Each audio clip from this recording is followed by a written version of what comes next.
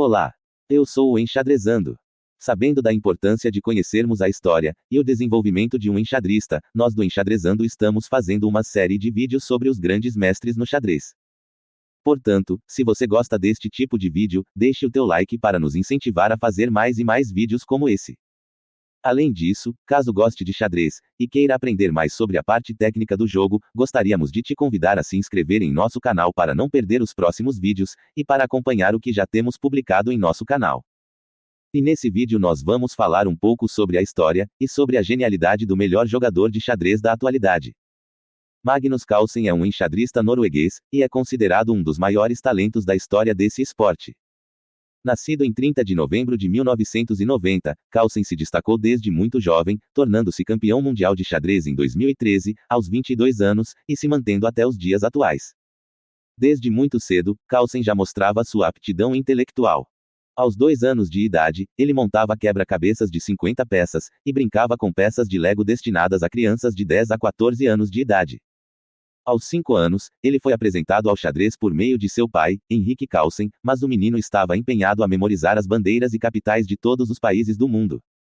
A memória de Carlsen o ajudou em seu desenvolvimento no xadrez.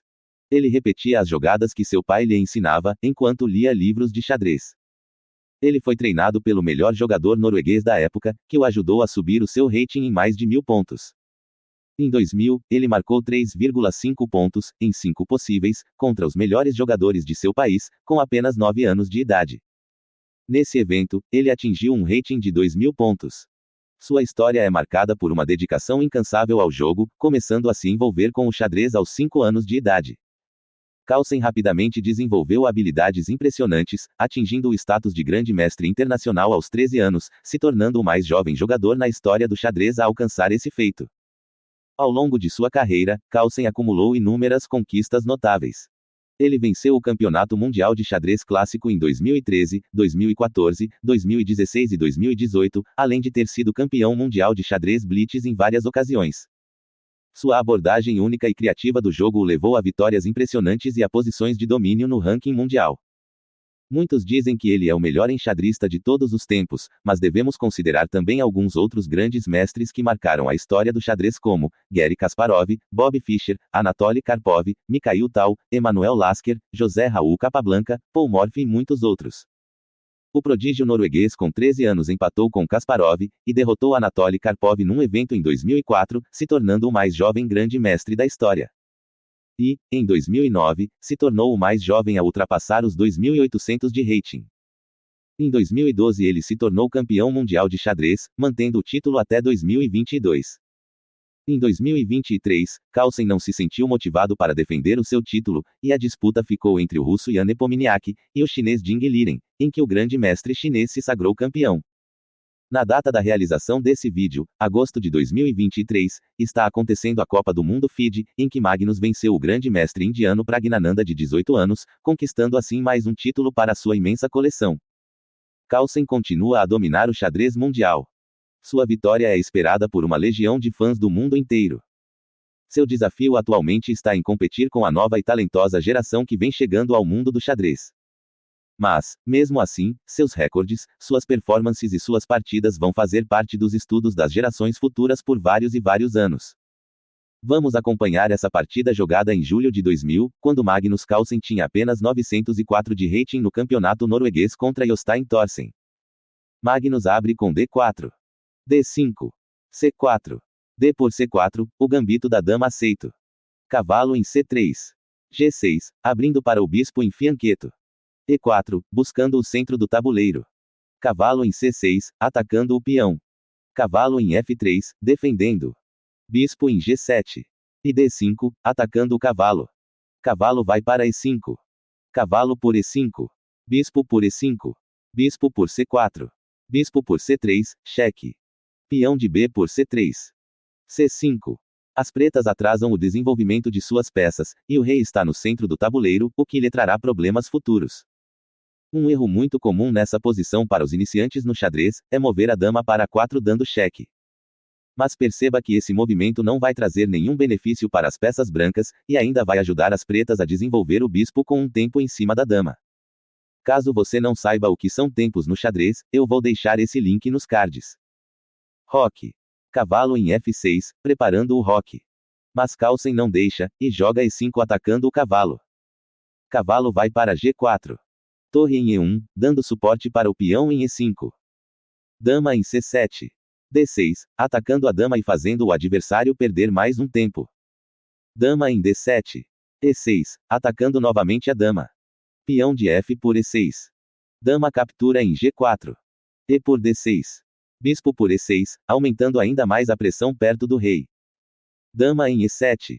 Em hipótese alguma, o jogador de brancas pode tirar o bispo da frente da dama do adversário. Além da própria dama estar na diagonal do bispo, há o perigo de se tomar cheque-mate com dama por E1. Bispo em G5, trazendo mais peças para o ataque. Bispo por E6. Torre por E6, cravando definitivamente a dama. Dama por E6. Dama por E6, cheque. Rei em F8, e agora as brancas têm cheque-mate em apenas um lance. Bispo em H6, cheque-mate. Se essas dicas não valerem o teu like, então assista até o final que tem mais. Agora vamos para outra partida. Nesta partida, Carlsen está com um rating de 2.834, e ela foi jogada contra o grande mestre Li Shao, em Doha, 2015. Magnus abre com D4. Cavalo em F6. C4, G6. F3, segurando o salto do cavalo. D5. Peão de C por D5. Cavalo por D5. E4, dominando o centro do tabuleiro. Cavalo em B6. Cavalo em C3.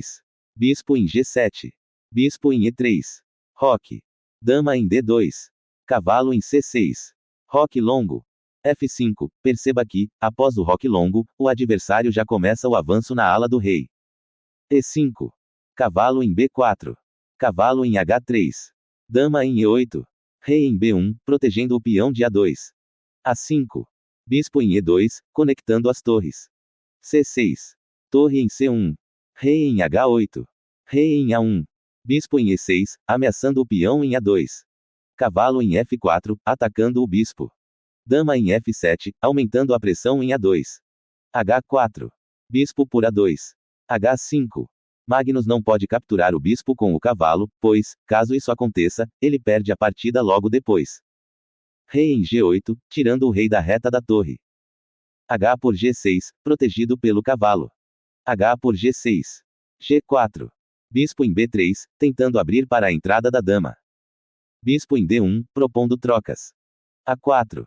Dama em H2, ameaçando o mate. Torre da coluna F em D8, abrindo espaço para o rei fugir. Dama em H7, cheque. Rei em F8. D5, atrapalhando a diagonal da dama. Cavalo em C4. Cavalo por G6, cheque. Rei em E8. E6, atacando a dama e tirando a casa de fuga do rei. A3, ameaçando o cheque duplo, e o mate na sequência. E por F7, cheque, e o rei foge para D7. Cavalo em E5, cheque. Bispo por E5. Dama por F5, cheque. Rei em C7. Dama por E5, cheque. Cavalo por E5. Bispo por B3. A por B2, cheque. Agora o mate não funciona mais, pois o cavalo não está mais protegendo a casa B2. Rei por B2.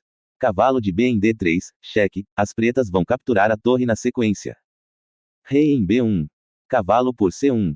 Aqui, as brancas não podem capturar com o rei, pois a torre vai dar cheque e você vai perder a outra torre.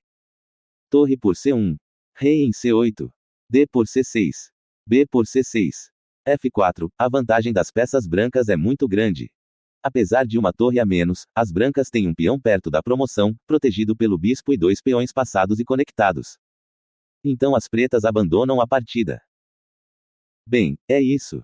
Deixe o seu like caso tenha gostado desse conteúdo, se inscreva em nosso canal para não perder os próximos vídeos, e comente aqui embaixo caso você tenha alguma dúvida, crítica, ou sugestão. Vou deixar esses 2 vídeos para você assistir na sequência. Um grande abraço e até a próxima.